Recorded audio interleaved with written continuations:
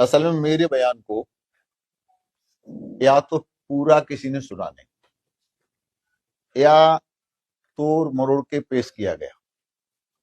सच बात यह है कि अगर मैं राजनीति में नहीं आता तो 20 विश्वा का ब्राह्मण होकर मर जाता, किसी को पता नहीं चलता कि मैं लोधी हूं। मैं सर्व समाज की राजनीति करता हूं और मेरी शिक्षा दीक्षा उन संस्थान में हुई है जहां ब्राह्मण के अलावा दूसरा पढ़ नहीं सकता। मैं पहली बार मथुरा से एमपी बना, जहां लोधी 15,000 नहीं, वहां ब्राह्मण है, वहां ठाकुर है, वहां जाट है। राजा विश्वेंद्र जमानत करके मुझको वहां से एमपी बना दिया और मैं अयोध्या आंदोलन का हीरो, बाबरी मस्जिद में पहला फावड़ा मारने वाला, बैरियर तोड़ने वाला व्यक्ति, मुलायम सिंह को चैलेंज करने वाला व्यक्ति। लोग मुझे हिंदू हृदय सम्राट कहते हैं।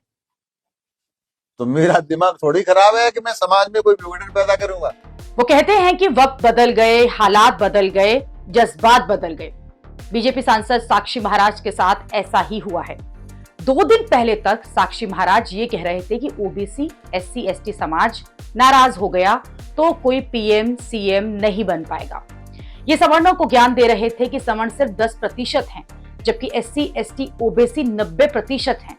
उनके दम पर ही सीएम और प्रधानमंत्री बनते हैं। लेकिन अब साक्षी महाराज कह रहे हैं कि वो तो खुद सवर्ण समाज के दम पर ही मथुरा से जीते थे। जो साक्षी महाराज पहले हिंदुओं की जातियों में बांटकर देख रहे थे, अब वो ये कह रहे हैं कि सवर्णों के समाज ने तो उनका साथ दिया, वो जाति की राजनीति नहीं करते। साक्षी महाराज अब बटोगे तो कटोगे वाले नारे लगा रहे हैं। रत्ती भर भी जातिवाद में विश्वास नहीं रखता हूं। मैं सर्व समाज की बात करता हूं और भारतीय जनता पार्टी सर्वे भवन्तु सुखिनः सर्वे सन्तु निरामया सर्वे भद्राणि पश्यन्तु मां कश्चित् दुख भाग भवेत्।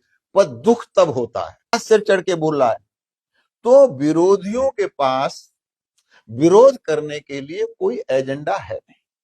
जब एजेंडा नहीं है और साक्षी महाराज पर कोई आरोप तो लगा नहीं सकते करप्शन का, क्योंकि महाराज जी साक्षी जी कुछ करते ही नहीं, तो बिना मतलब की बातें निकाल करके विरोध करना। लेकिन किसी के विरोध करने से मैं सवर्ण का विरोधी नहीं हो सकता और सवर्ण मेरा भी विरोधी नहीं हो सकता।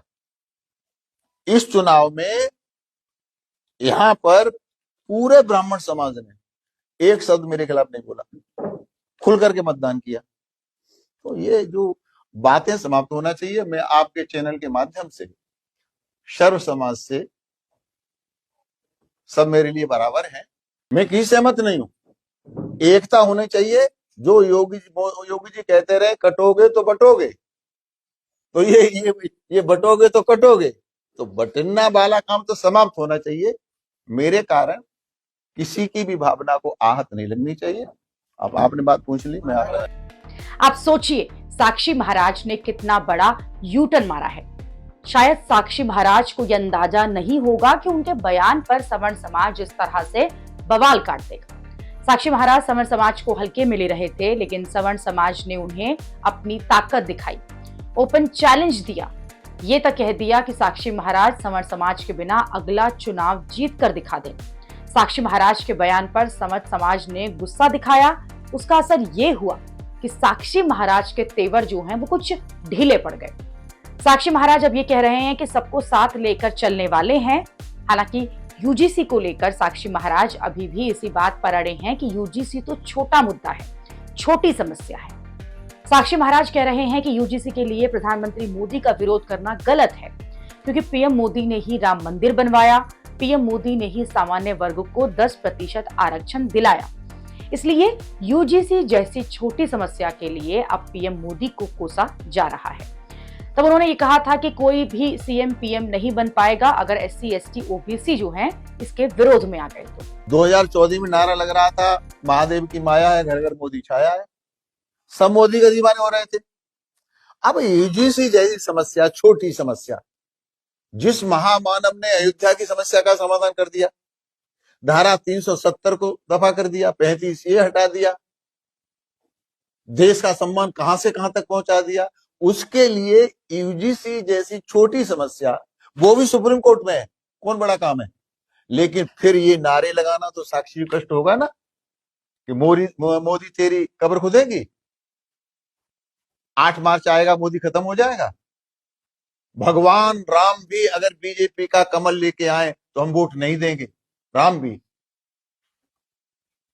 तब मैंने ऐसा कहा था कि अगर ये और भी लोग सोचने लगे तो फिर एमएलए नहीं बनेंगे, एमपी नहीं बनेंगे, सीएम नहीं बनेंगे, पीएम नहीं बनेंगे, राष्ट्र का क्या होगा। इसलिए इसे विराम लगाओ तुरंत। सनातन के लिए, मोदी के सम्मान के लिए, योगी के सम्मान के लिए ये जातिवाद, छोटी छोटी बातें मैं तो नहीं रखती हैं। बड़ी मुश्किल, पहली बार तो देश में लगाए कि हम लोग हैं, पहली बार विकास भी विरासत भी। ये मोदी हैं जिन्होंने श्रवण का ध्यान रखते हुए 10% आरक्षण उनको दिया। किसने दिया? मोदी ने दिया। ये तिलक की रक्षा कौन कर रहा है? मोदी जी। जनेऊ की रक्षा कौन कर रहा है? मोदी जी। मंदिर की रक्षा कौन कर रहा है? मोदी जी। विकास के साथ विरासत कौन संभाला है? मोदी जी। तो मोदी को जब गाली दी जाएगी, उन्हें मिटाने की बात की जाएगी, तो ये अधिकांश पूरा पूरा समाज मोदी के साथ है। यानी साक्षी महाराज अपने ही बयान से पलट तो रहे हैं, वो सवर्णों की नाराजगी को भाप भी रहे हैं, लेकिन साथ ही पीएम मोदी के नाम पर राजनीति भी कर रहे हैं। ये कह रहे हैं कि जब पीएम मोदी को बुरा भला कहा गया तो उन्हें बयान देना पड़ा। एक तरफ से साक्षी महाराज सवर्णों को यह बता रहे हैं कि पीएम मोदी ही हैं जो मंदिर, जनेऊ, तिलक, सनातन की रक्षा कर रहे हैं। इसलिए अगर उनके लिए यूजीसी को झेलना भी पड़े तो सवर्ण समाज को इसकी कुर्बानी देनी चाहिए, इतना विरोध नहीं करना चाहिए। नरेंद्र मोदी को प्रधानमंत्री न बन पाए, इस तरह के माहौल को नहीं क्रिएट करना चाहिए, क्योंकि अगर ओबीसी, एससी, एसटी समाज ने विरोध कर दिया तो फिर नरेंद्र मोदी का प्रधानमंत्री बनना मुश्किल हो जाएगा। यानी साक्षी महाराज ने अपने बयान पर खेद तो जताया, सफाई भी दी, लेकिन सफाई देते हुए सवर्ण समाज को यह मैसेज भी दिया कि नरेंद्र मोदी के लिए यूजीसी वाली कुर्बानी दे दो। अब सवर्ण समाज यही पूछेगा कि वो तो पहले ही नरेंद्र मोदी के नाम पर बहुत सी कुर्बानियां दे रहा है, लेकिन बात जब बच्चों के भविष्य आएगी तो आखिरकार कौन चुप रहेगा। साक्षी महाराज शायद अब भी पूरी तरह से ये समझ नहीं पा रहे हैं कि सवर्ण समाज इस मुद्दे पर किस इमोशन के साथ जुड़ा हुआ है।